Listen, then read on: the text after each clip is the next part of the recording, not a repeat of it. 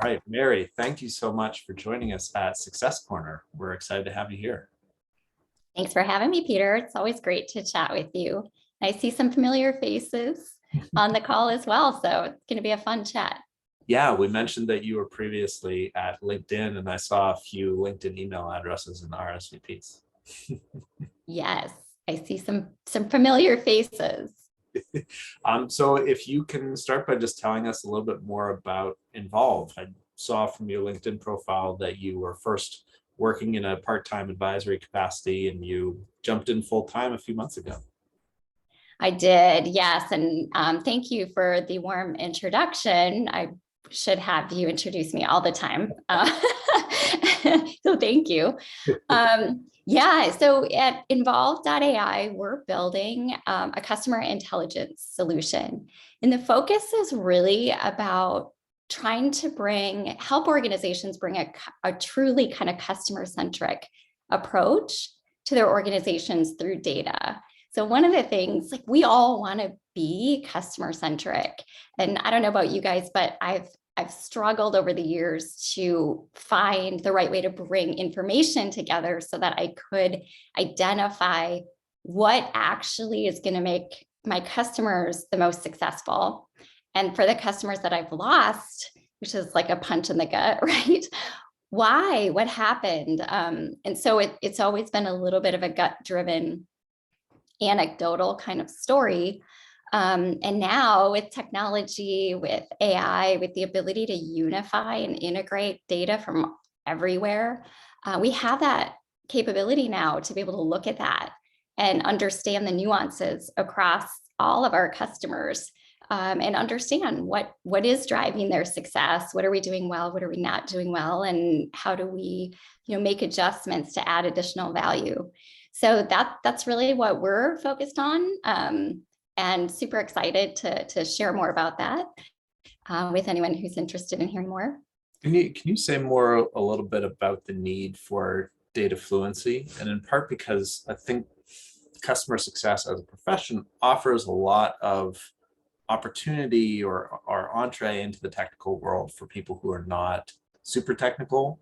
That also means that the idea of data and trying to navigate big data can be intimidating and scary. Would you mind just saying a little bit more about the need for data fluency and what that looks like, or how you think about it and how Involve thinks about it? Yeah.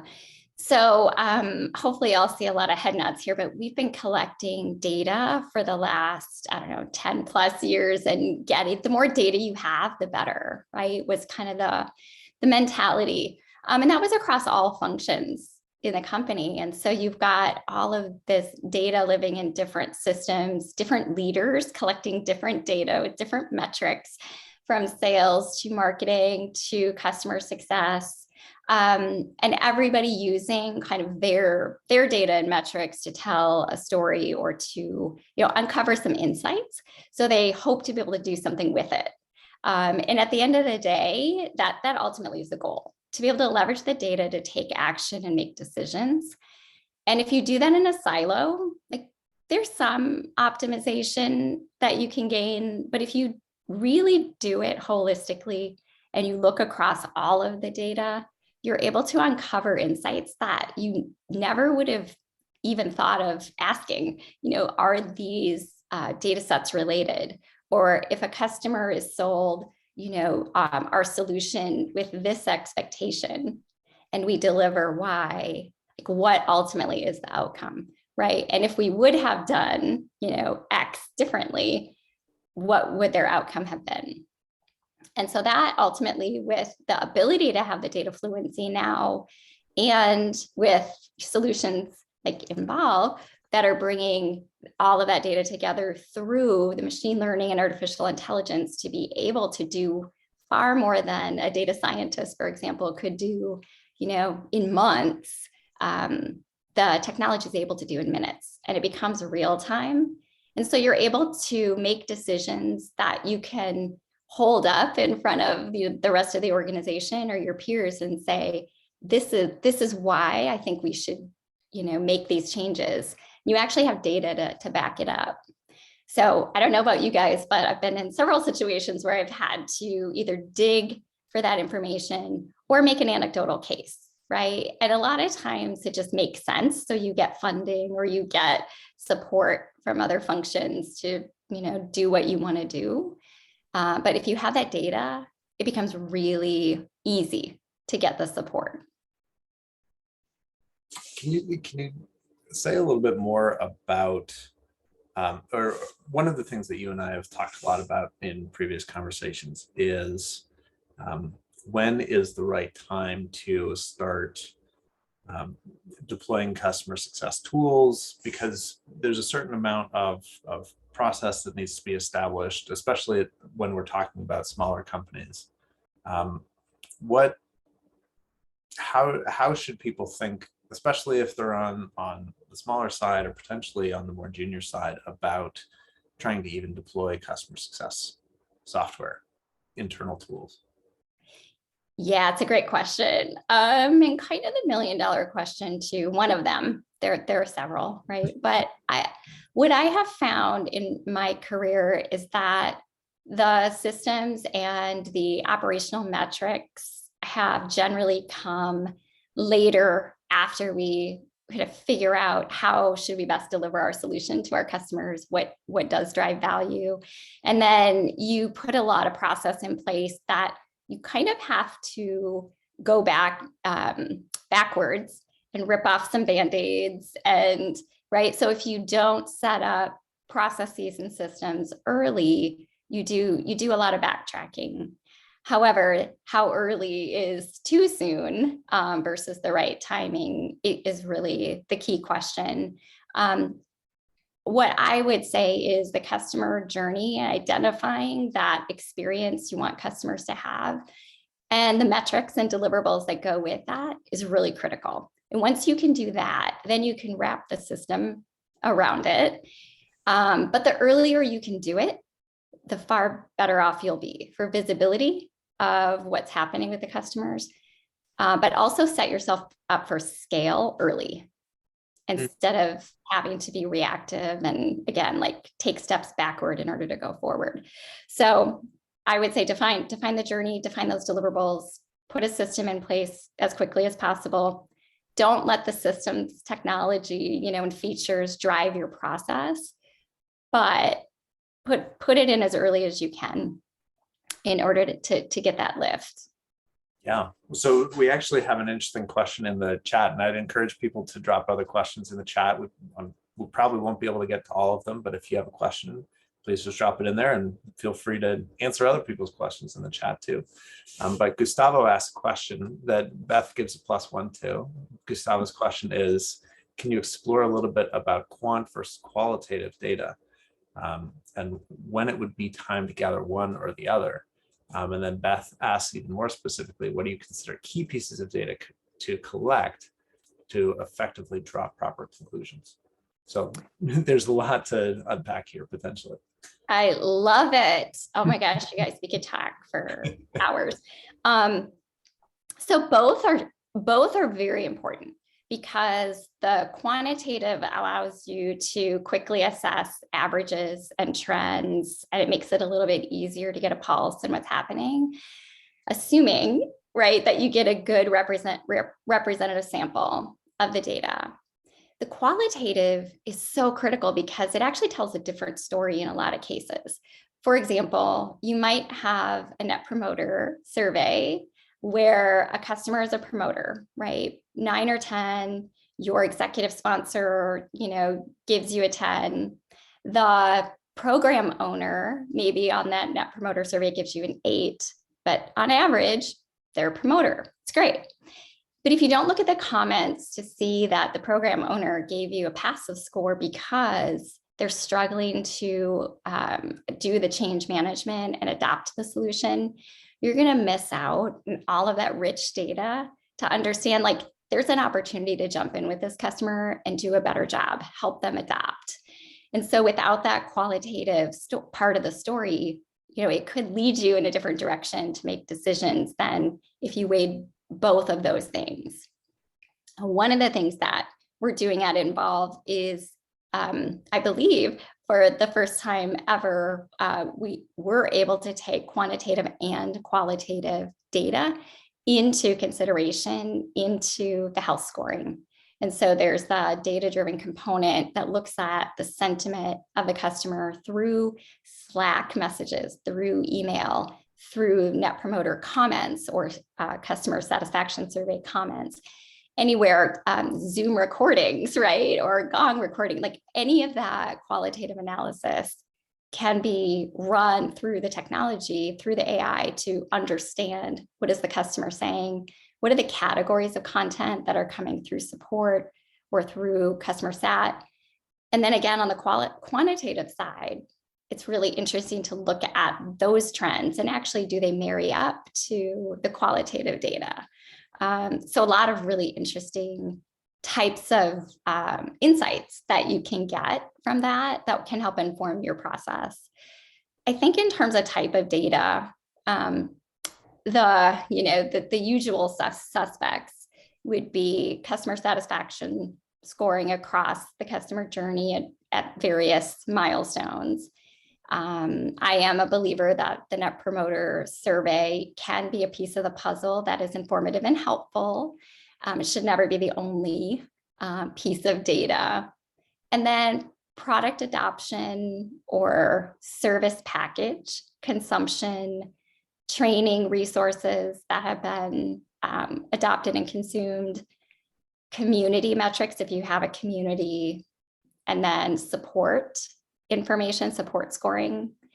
And then of course, anything else that you could incorporate from your CRM or from the additional applications across functions that are collecting customer data would also be really helpful to bring in. But some of the core ones, are the satisfaction, the product adoption, engagement with community and webinars. And then, the one piece I left out is touch, customer touch. So those interactions between calls, meetings, emails, all of those things also tell a story. So with Minerva, we believe very much in customer-driven adoption, and not just the nice to have, but the need to have. We believe it's a requirement to actually have identified your champions and understand them and be very proactive in communicating with them and through them to the rest of the organization. And that's, I think that has to be a big piece here as well. And I think about that with Aaron's question in the chat, which is what kinds of leading indicators do you think are important to collect and predict churn? For us, we always think about specifically measuring qualitative and quantitatively the champions and trying to understand where they're at. But Mary, I'd love to hear your thought too. Gustavo, silence is a big indicator. But silence can mean happiness too. So Mary, sorry, I'll throw it back to you. What kinds of leading indicators do you think are important? Yeah, these are great questions. I think if you can establish some of the trends and understand that, and that you can start to build in predictions and those leading indicators. For example, product adoption is a great indicator. If a customer has pretty stable adoption and all of a sudden you see a spike, or it declined for 2 or 3 months and then you see a spike, the spike could be an indicator that the customer is actually exporting data and trying to, collect their aggregate information because they're looking at another, competitor potentially. So it's those types of leading indicators of any anomalies in usage are great, great way to proactively engage. And then sentiment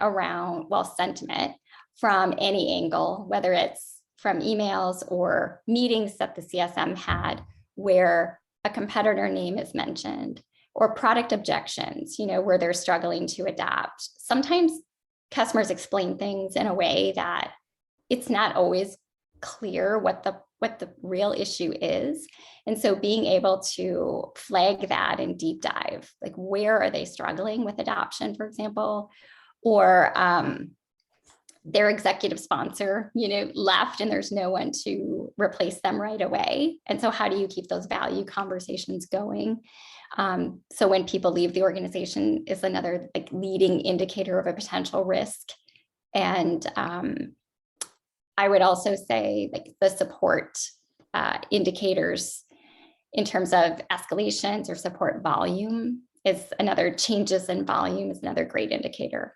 But the silence piece, Gustavo, that can be really huge, right? Because it actually, some of the analyses we've done for our customers, in one case, a high volume of support tickets with medium severity related to expansion opportunities, like 2 times as often. And the reason was because those were customers who were adopting and super engaged, and they were getting help and pointed in the right direction from support. Now, you could argue that you could take those support categories and put a better job into the product and into community. But for that customer, that was an indicator that actually high volume was good.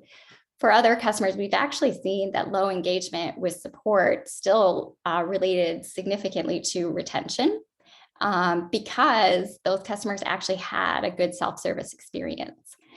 So what's interesting is it's not sort of a one result is going to apply across the board or even across your products. So it's super important to be able to dive into those indicators. Does that help? Yeah, Gustavo says agree and thanks. I wonder, this is something I haven't thought too much about in the past, if it's possible or useful to measure the rate of sharing within your client company, the individuals, how much they're interacting with each other and how much they are spurring each other to use the product, because that would seem very much to be a leading indicator of how likely the client is to churn or not.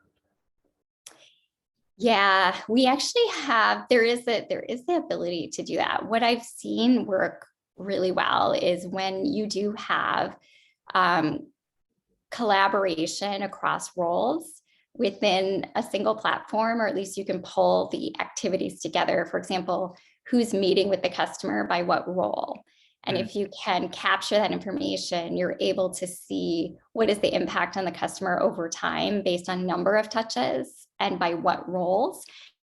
And you can start to dig into best practices there to say, if we have QBRs that happen more than 90 days before a renewal, and the CSM and the account manager together have jointly touched the customer, X number of times between the QBR and the renewal, like this results in not only renewal, but expansion. Those are the types of things that you can dig into. But it's really a matter of just being able to collect by, the role and then the interactions, which is very possible. So with a few minutes left in the chat portion of the event before we get to networking, I'd love to get your thoughts on the title of CS Ops, because this is something that seems to be an emerging phenomena at a number of organizations, is kind of segmenting a certain set of responsibilities as operations that support customer success. Would love to hear how you think the term should be defined, or how you feel like that is affecting or will change the industry. Yeah, so Edgar is probably going to smile when I say this, but I wish I had CS Ops like in my very first customer facing role, back in, I won't say which year, but it was a long time ago. What I've found over time, for me personally, my experience is I've leveraged CSMs to be my ops arm as long as I had to before I could make a case and get an actual CS Ops resource. I think the mistake that is made often, or at least I made it, is I chose to continue to hire, revenue generating or revenue protecting CSMs versus balance that with getting an ops person in who would give me the scale to save, 1 or 2 CSM headcount. If I had been able to balance that sooner, processes would have been in place faster, systems would have been, optimized more quickly, like all of those things. I think CS operations is a great title. one of the things that I believe is it's become a bit of a catch-all. So sometimes they're responsible for all of the internal enablement. They're responsible for all of the scaled programs. So, here, build this Right. self-serve, digital experience. Also responsible for all of the measurement, and tracking of metrics, and then process improvement and systems, just to name a few. So it's become it's a critical role.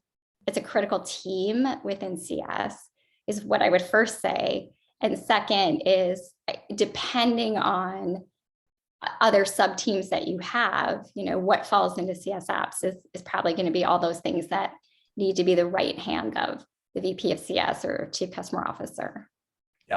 Yeah, but it can certainly be, I love your point that it could end up being something that, well, it doesn't fit into our schema, and so it's now your responsibility.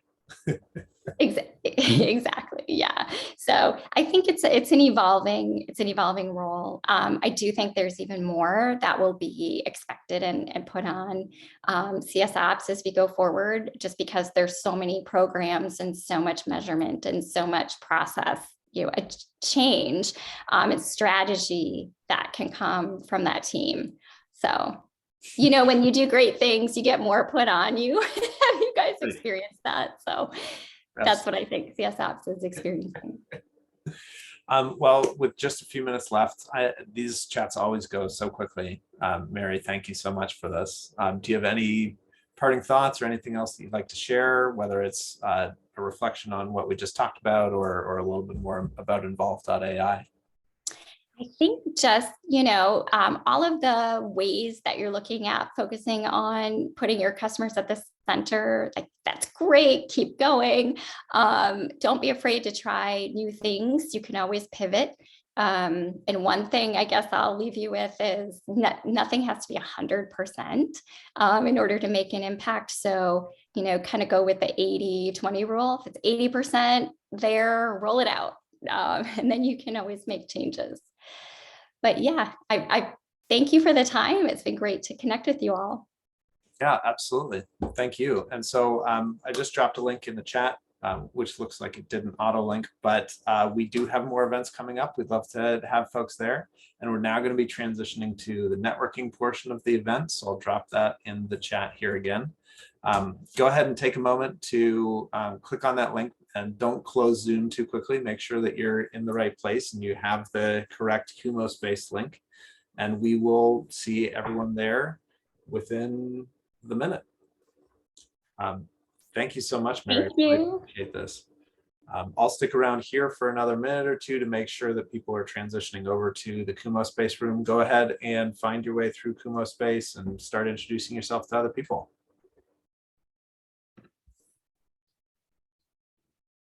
Thanks, Peter. I'll hop over to Kumo Space now. Right. Thank you so much, Mary. Take care.